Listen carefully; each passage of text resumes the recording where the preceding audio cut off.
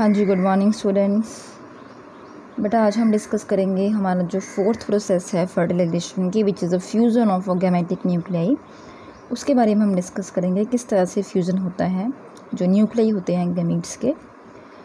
तो हमने लास्ट जो हमारा लेक्चर था उसमें हमने कॉर्टिकल रिएक्शंस के बारे में पढ़ा था कि सबसे पहले क्या हुआ था, अप्रोच हुई थी स्पर्म की टू द ओवम। अगर हम प्रीवियस अपना जो डिस्कस करें, अप्रोच हुई थी स्पर्म की टू ओवम। उसके बाद जब स्पर्म जो है ओवम तक पहुंचा, फिर उसकी पेनिट्रेशन हुई। पेनिट्रेशन होने के बाद उनके अंदर बहुत से चेंजेस आए, किसके अंदर, ओवम के अंदर, जिसे हम बोलते हैं cortical reaction. And then fusion of gametic nuclei. जब स्पर्म की पेनिट्रेशन हो गई ओवम के अंदर, तो उसने अपना जो फर्स्ट पोर्शन था माइटोकॉन्ड्रिया मिडिल पीस तक, दैट मीन्स वो पोर्शन जो है स्पर्म के ओवम के अंदर चला गया और वहाँ पे जो न्यूक्लियस थी उनका फ्यूज़न होगा। तो किस तरह से होगा वो आज हम डिस्कस करेंगे। सबसे पहले क्या होगा, स्पर्म की एंट्री होगी, उससे क्या होगा, स्टिमुलेट होगा सेकेंडरी oocyte। सेकेंडरी oocyte जो है वो स्टिमुलेट किस लिए होगा, मियोटिक डिवीज़न के लिए। सेकेंड मियोटिक डिवीज़न होगी उसके अंदर और क्या बनेगा, ovum plus second polar body. Inside the ovum sperm nucleus जो है वो एक अपना डेफिनेट पाथ बनाएगा वहाँ तक पहुँचने के लिए, और उस पाथ को हम बोलेंगे copulation path. Centriole of the middle piece of sperm form a spindle. जो सेंट्रियोल है मिडल पीस का, वो हमने देखा था ना डायग्राम में, स्पर्म का हमने ऐसे डायग्राम, अगर मैं आपको डायग्राम कैसे हमने डायग्राम किया था ये स्पर्म का, दैट इज़ ये उसका मिडल पीस था, फिर ये टेल आ गई, यहाँ पे सेंट्रियोल प्रेजेंट थे ना, यहाँ पे टू डिस्टल और प्रॉक्सिमल सेंट्रियोल प्रेजेंट थे, यहाँ पे माइटोकॉन्ड्रियास प्रेजेंट थी, दैट इज़ द एक्रोसोम। तो क्या होगा, जो कि सेंट्रियोल है ये क्या करेंगे, हेल्प किस में हेल्प करेंगे, ये स्पिंडल बनाने में, ठीक है। फिर जो न्यूक्लियर मेम्ब्रेन है गैमेटिक न्यूक्लियाई की, वो डीजनरेट हो जाएगी और जो क्रोमोसोम के सेट्स हैं वो क्या करेंगे, 2 पोल्स में पहुंच जाएंगे, और इस प्रोसेस को हम बोलेंगे एम्फीमिक्सिस। एम्फीमिक्सिस कई बार एक 1 मार्क 2 मार्क्स क्वेश्चन आता है, दैट डिफाइन एम्फीमिक्सिस। एम्फीमिक्सिस में क्या होता है, जो गैमेटिक न्यूक्लियाई हैं वो डीजनरेट हो जाएंगे, उनकी जो मेम्ब्रेन है वो डीजनरेट हो जाएगी, ठीक है। और जो न्यूक्लियाई के क्रोमोसोम है वो 2 पोल्स में ऐसे इकट्ठे हो जाएंगे और स्पिंडल फॉर्मेशन होगी। दैट मीन्स मिक्सअप होना। किसका मिक्सअप होना, जो ये क्रोमोसोम है इनका आपस में मिक्सअप होना, इनके सेट्स का मिक्सअप होना, उस प्रोसेस को हम पूरा बोलते हैं amphimixis.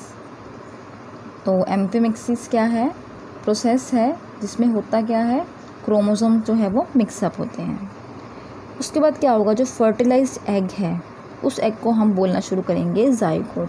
Now they will become a zygote, और जाइगोट के अंदर जो न्यूक्लियस होगा उसे हम बोलेंगे सिनकैरियन, जिसके अंदर 2 सेट्स ऑफ क्रोमोसोम जो है वो प्रेजेंट होंगे, 1 set from the paternal and 1 set from the maternal. Total 46 chromosome जो है वो प्रेजेंट्स होंगे इन द जाइगोट। अगर हम डायग्रामेटिकली व्यू से अगर हम बात करें तो ये आपको दिख रहा है, ये 2 पोलर बॉडीज़ जो हैं वो सेकंड पोलर बॉडी बनी, ये ओवम है। जैसे ही स्पर्म की अंदर पेनिट्रेशन हुई तो हुआ क्या, सबसे पहले क्या है, that one is the paternal chromosome और that one is the maternal और पैटर्नल, 2 क्रोमोसोम यहाँ पे प्रेजेंट हैं, ठीक है। और ये सेंट्रियोल हैं। इन सेंट्रियोल्स क्या, अभी हमने पढ़ा ना कि सेंट्रियोल्स क्या काम करेंगे, स्पिंडल बनाने में काम करेंगे। किस तरह से काम करेंगे स्पिंडल बनाने में, अगर मान लो ये ओवम है, ओके बेटा, आपने इस तरह से नहीं बनाना, आपने बहुत सुंदर डायग्राम बनाने हैं। तो that is again the polar bodies. अब होगा क्या, ये जो है हम बात करें स्पिंडल किस तरह से स्पिंडल बनेंगे, तो ये जो सेंट्रियोल हैं ये हेल्प करेंगे स्पिंडल बनाने में। हमने मियोसिस माइटोसिस में किया था ना, टीलोफेज, अलग अलग स्टेजेस में किस तरह से स्पिंडल बनते हैं। और ये क्रोमोसोम के सेट्स हैं, यहाँ आ जाएंगे और ये देखो ये स्पिंडल फॉर्मेशन हो गई, ठीक है। और इन दोनों का आपस में मिक्सअप होना, इस प्रोसेस को हम बोलते हैं एम्फीमिक्सिस। और ये क्या बन गए, spindle, that is the spindle. Meiosis की प्रोसेस हो रही है, स्पिंडल फॉर्मेशन हो गई, ठीक है।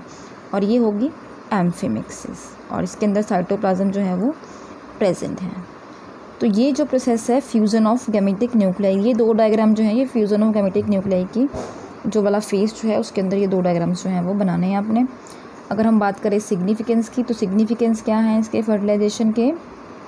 सबसे पहले तो ये स्टिमुलेट करता है सेकेंडरी oocyte को, सो दैट जो सेकंड माइटोटिक डिवीज़न है वो होती है, उससे क्या होगा, सेकंड पोलर बॉडी बनेगी और हैप्लॉइड जो है वो ओवम बनेगा।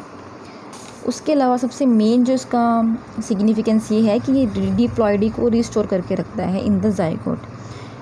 कई बार बेटा आपने ना ऐसे नहीं पढ़ना है कि ये प्रोसेस हो रही है, ये प्रोसेस हो रही है। आपने बिल्कुल डिटेल में, जैसे अगर आपसे कोई पूछ ले कि सिन कैरियन क्या है, तो आपको पता होना चाहिए कि जाइगोट का जो न्यूक्लियस होता है उसे हम सिन कैरियन बोलते हैं, ठीक है।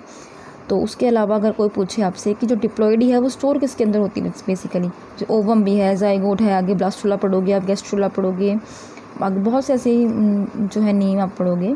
तो आपने याद रखना है कि जाइगोट के अंदर जो है वो ये नंबर इसका 2n = 46 रहता है।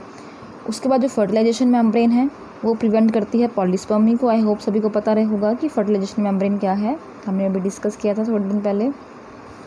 और पॉलीस्पर्मी क्या है ये भी सभी को पता होगा कि जो स्पर्म की मोर देन जो 1 स्पर्म की जब आफ्टर द फर्टिलाइजेशन और ड्यूरिंग द फर्टिलाइजेशन 1 स्पर्म की जब एंट्री हो गई तो उसके बाद जो है वो एक मेम्ब्रेन बना देता है जिसमें कॉर्टिकल ग्रेन्यूल्स वगैरह प्रेजेंट होते हैं और वो मेम्ब्रेन थिक हो जाती है और जो बाकी इसके स्पर्म है उसकी एंट्री जो है वो बैन हो जाती है। फर्टिलाइजेशन के टाइम पे जो मेटाबॉलिक एक्टिविटी है वो बढ़ जाती है और उसके अलावा जो ओवम के अंदर प्रोटीन की सिंथेसिस है वो भी बढ़ जाती है। हेल्प करता है ये एवोल्यूशन में। किस तरह से एवोल्यूशन में हेल्प करता है? दैट मीन्स जो इसके क्रोमोसोम है वो डिफरेंट, मतलब इसमें 2 पेरेंट्स इन्वॉल्व होते हैं, ठीक है, मैटरनल और पैटर्नल 2 क्रोमोसोम्स आएंगे ना, तो इस तरह से एवोल्यूशन होगा, जाइगोट डेवलपमेंट होगी और क्या बनेगा, न्यू इंडिविजुअल बनेगा। Sex chromosome of sperm is either X और Y और help in the sex determination.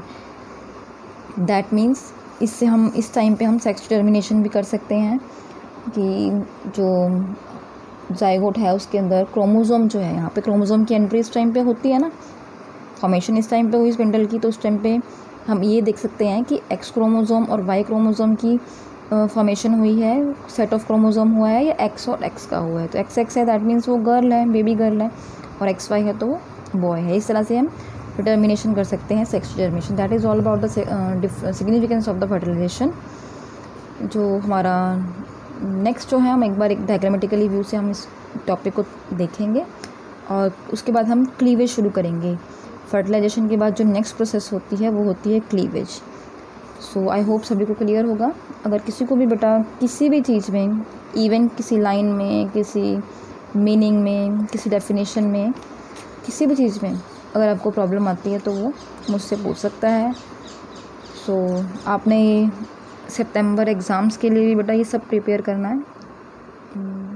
We can try कि आपके एग्ज़ाम सितंबर एग्ज़ाम्स हों, तो सभी ने अच्छे से अपनी जो है वो तैयारी करनी है। So that is all about today. Thank you.